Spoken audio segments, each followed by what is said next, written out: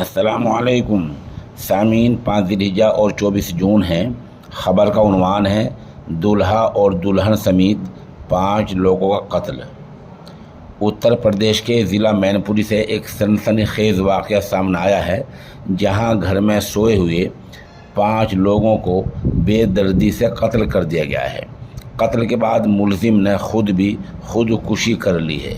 इत्तला के मुताबिक रात में ज़िले के थाना किशनी इलाके के गांव गोकलपुरा अरसारा में एक ही ख़ानदान के 5 लोगों के इज्तिमाई कत्ल से पूरा इलाका हिलकर रह गया है।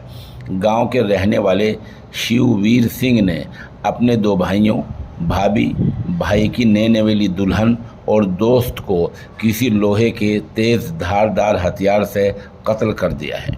बता दें, ये शादी अभी 2 दिन पहले हुई थी। नई बहू सोनी के आने से घर में खुशी का माहौल था। रात 1 बजे तक सभी डीजे बजाकर गाते और नाचते रहे। रात को शिववीर ने कोल्ड ड्रिंक में कुछ नशावर गोली मिलाकर सबको पिला दी।